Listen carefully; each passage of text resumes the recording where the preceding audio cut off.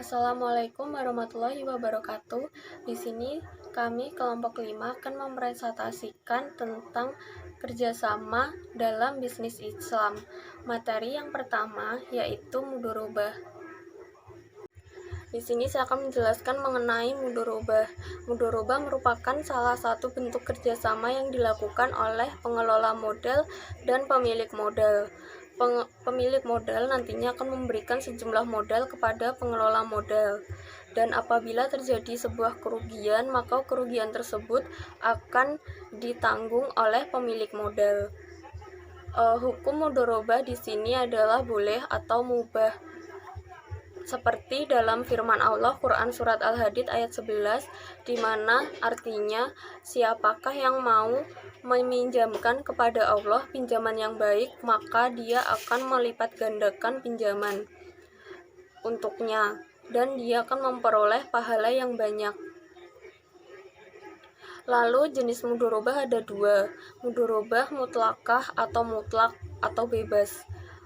Pada mudorobah ini, bentuk kerjasama antara pemilik modal dan pengelola modal yang cakupannya sangat luas dan tidak dibatasi oleh jenis usaha, waktu, ataupun tempat.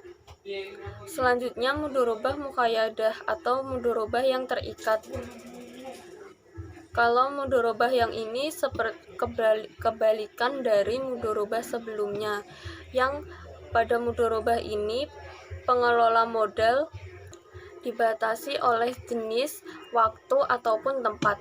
Jadi perbedaan antara kedua mudorobah ini terjadi pada pembatasan yang dikehendaki oleh pemilik modal. Selanjutnya yaitu syarat-syarat mudorobah. Yang poin A, barang modal yang diserahkan pemilik modal kepada pengelola modal berupa uang tunai. Selain uang tunai tidak diperbolehkan. Yang poin B yaitu yang melakukan akad mudorobah mampu menyerahkan atau mengembalikan. C. Prosentase pembagian hasil keuntungan antara pemilik modal dan pengelola jelas. D. Pemilik modal melafalkan ijab. Misal, aku serahkan modal ini padamu untuk usaha, dan apabila mendapat laba dibagi 2 dengan prosentase yang telah disepakati. E. Pengelola bersedia mengelola modal dari pemilik modal. F. Mudorobah berlaku sesama muslim, boleh diperbolehkan dengan non-muslim dengan syarat modal dari non-muslim dan yang mengelola adalah orang muslim. G. Pengelola tidak boleh melakukan mudorobah dengan pihak lain, kecuali dengan izin dari pemilik modal. H. Keuntungan tidak dibagi selama akad masih berlangsung, kecuali bila kedua belah pihak sepakat melakukan pembagian keuntungan.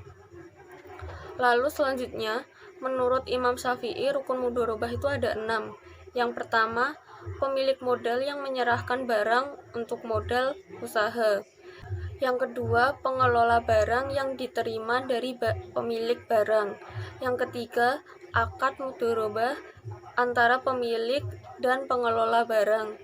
Keempat, harta pokok atau modal. Yang kelima, pekerjaan pengelola harta sehingga menghasilkan keuntungan. Keenam adalah keuntungan. Yang kelima, pembatalan mudorobah. Akad mudorobah menjadi batal apabila perkara-perkara sebagai berikut. Yang pertama, tidak terpenuhinya salah satu atau beberapa dari syarat mudorobah. Yang kedua, pengelola dengan sengaja meninggalkan tugasnya sebagai pengelola modal, atau pengelola modal tersebut berbuat sesuatu yang bertentangan dengan akad. Yang ketiga, apabila pelaksanaan atau pemilik modal meninggal dunia atau salah seorang pemilik modal meninggal dunia, maka mudorobah menjadi batal. Yang terakhir yaitu hikmah mudorobah, yaitu mudorobah memiliki manfaat kepada pemilik maupun pengelola. Untuk pemilik modal sendiri, ia mendapatkan manfaat berupa pengalaman dari orang yang ia berikan modal. Sedangkan untuk pengelola, ia mendapat manfaat berupa harta yang ia kelola. Di sini saya akan menerangkan tentang akad musyarakah. Akad musyarakah atau syirkah adalah pembiayaan ekuitas melalui kerjasama yang dilakukan dalam jangka waktu tertentu dan dapat diperpanjang jika dikehendaki oleh para pihak. Pengambilan keputusan usaha dilakukan bersama atas dasar kontribusi modal masing-masing. Dengan demikian, setiap mitra dapat menentukan arah perkembangan usaha dan sekaligus secara bersama-sama dapat mengontrol perjalanan usaha. Keuntungan dan kerugiannya ditanggung bersama. Rukun dan syarat syirkah secara garis besar dibedakan menjadi dua, yaitu yang pertama dua belah pihak yang berakad. Syarat orang yang melakukan akad adalah mempunyai kecakapan dalam melakukan tasyaruf atau pengelolaan harta. Yang kedua, objek akad terdiri atas pekerjaan dan modal. Syarat pekerjaan atau benda yang boleh dikelola dalam syirkah adalah harus halal dan diperbolehkan dalam agama. Macam-macam syirkah menurut Syahid Sabiq. Yang pertama, syirkah amlak, yaitu dua orang atau lebih yang memiliki barang tanpa adanya akad. Yang kedua, syirkah uqud, yaitu ikatan yang dilakukan oleh dua orang atau lebih dalam penanaman modal dan pembagian keuntungan. Macam-macam syirkah uqud, yaitu yang pertama, syirkah al-inan, yaitu akad yang dilakukan oleh dua orang atau lebih dalam harta untuk melakukan perdagangan dengan pembagian keuntungan dan menanggung kerugian bersama. Yang kedua, syirkah al-mufawadoh, yaitu akad yang dilakukan oleh dua orang atau lebih dengan syarat harus ada kesamaan dalam jumlah modal, pengelolaan, dan agama. Yang ketiga, syirkah al-wujuh, yaitu akad yang dilakukan dua orang atau lebih untuk melakukan pembelian suatu barang secara tidak tunai dan keuntungan dibagi. Yang keempat, syirkah al-abdah, yaitu akad yang disepakati dua orang atau lebih untuk menerima suatu pekerjaan yang akan dikerjakan secara bersama-sama. Yang kelima, syirkah mudharobah, yaitu bentuk kerjasama usaha dengan adanya pemisahan yang jelas antara pemberi kontribusi kerja dan kontribusi amal.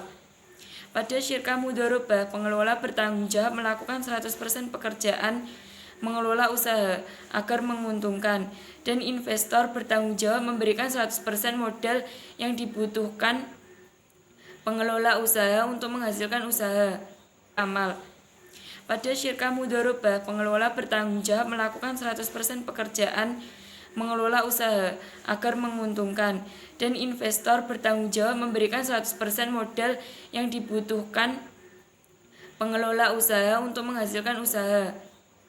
Syirkah akan berakhir apabila yang pertama, salah satu pihak membatalkannya, meskipun tanpa persetujuan pihak yang lainnya, karena syirkah adalah akad yang terjadi atas rela sama rela dari kedua belah pihak yang tidak ada keharusan untuk dilaksanakan apabila salah satu tidak menginginkannya.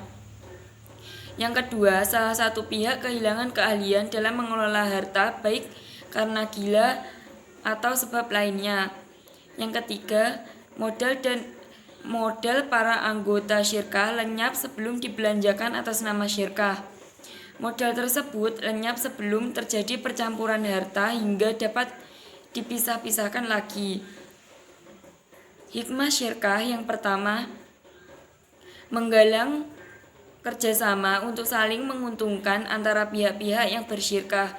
Yang kedua, membantu meluaskan rezeki karena tidak merugikan secara ekonomi. Yang ketiga, terjalinnya rasa persaudaraan di antara sesama pemegang dan mitra kerja yang lain. Yang keempat, dapat memperlancar laju ekonomi makro. Poin C yaitu akad musyakoh. Kata musyakoh diambil dari kata al-syako, yaitu seseorang bekerja pada pohon tamar, anggur, atau mengurusnya, atau pohon-pohon yang lainnya, supaya mendatangkan kemaslahatan dan mendapat bagian tertentu dari hasil yang diurus sebagai imbalannya. Menurut istilah al-musyakoh didefinisikan oleh para ulama sebagaimana dikemukakan oleh Abdurrahman al-Jaziri sebagai berikut. Yang pertama, menurut Abdurrahman Al-Jaziri, musyakoh ialah akad pemeliharaan pohon kurma, pertanian, dan yang lainnya dengan syarat tertentu. Yang kedua, menurut Malikiyah, musyakoh ialah sesuatu yang tumbuh di tanah.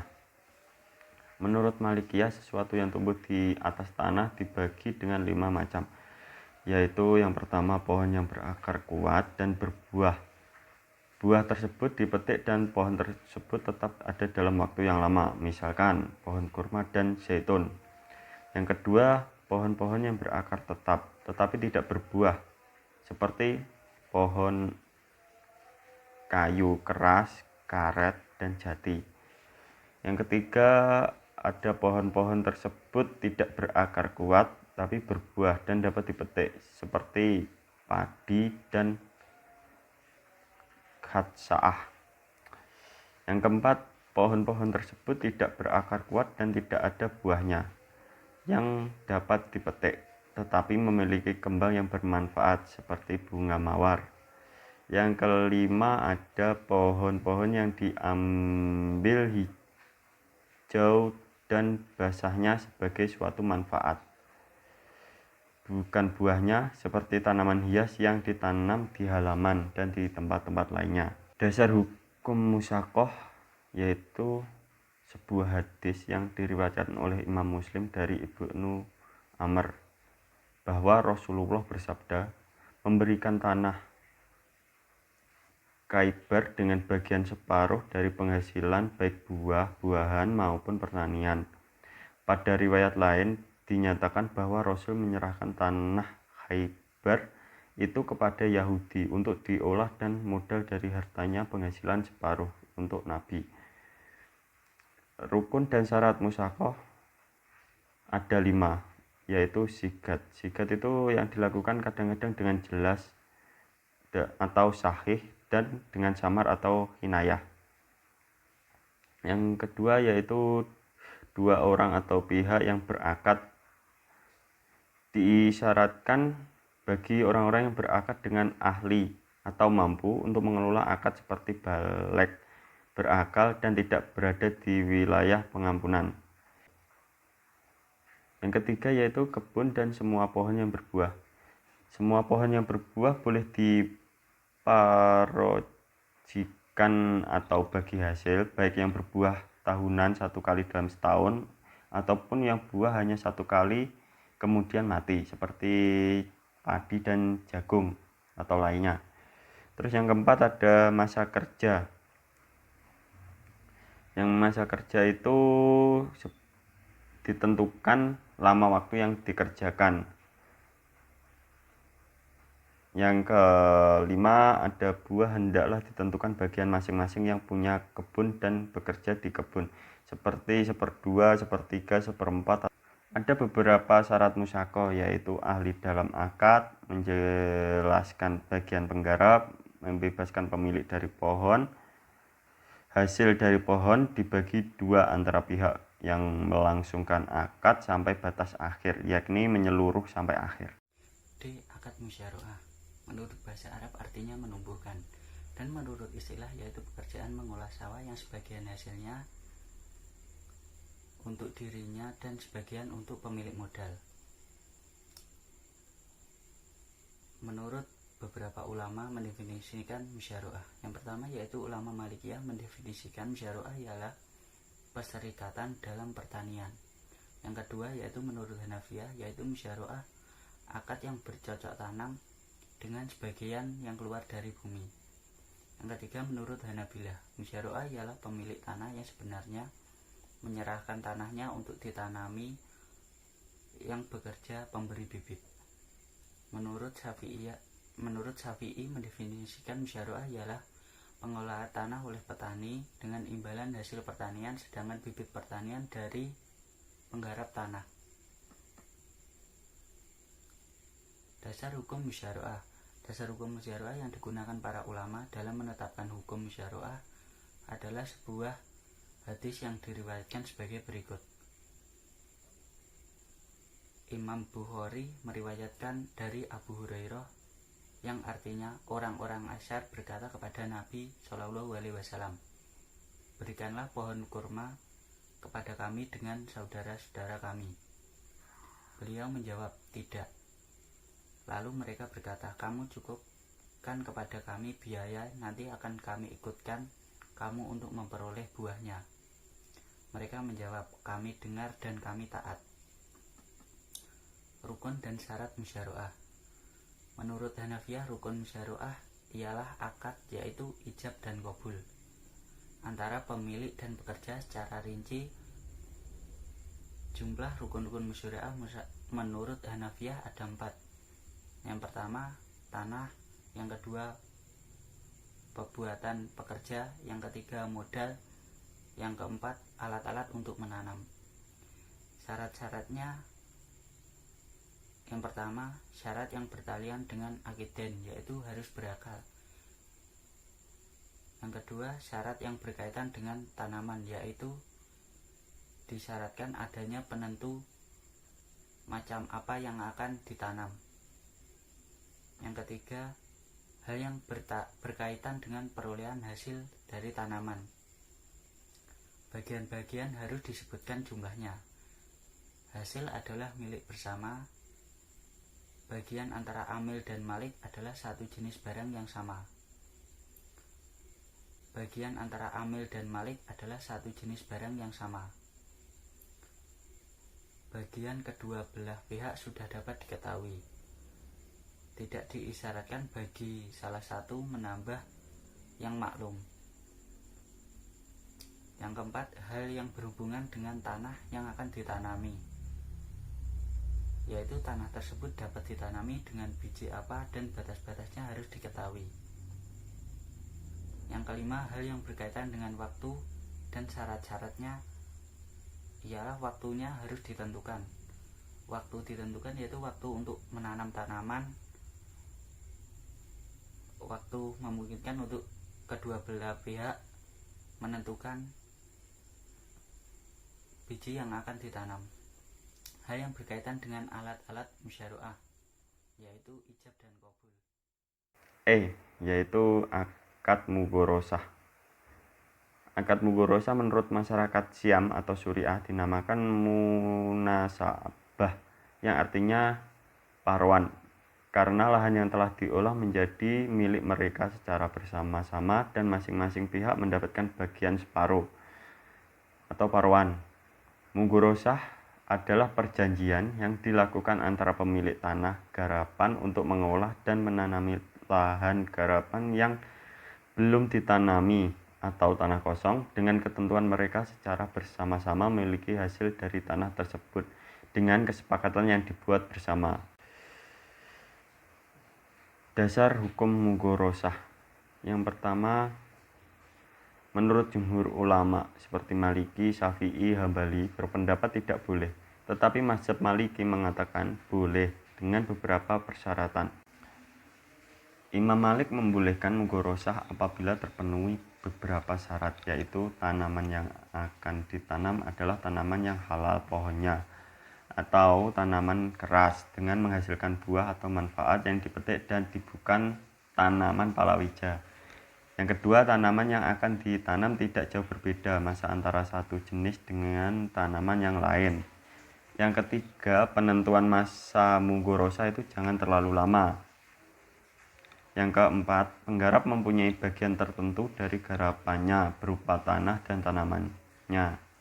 Yang kelima, perjanjian mugorosah tersebut tidak terkait dengan hal yang dipersengketakan, karena ada kemungkinan akan merugikan pihak penggarap, karena ada kemungkinan tanah itu berpindah kepada pihak ketiga.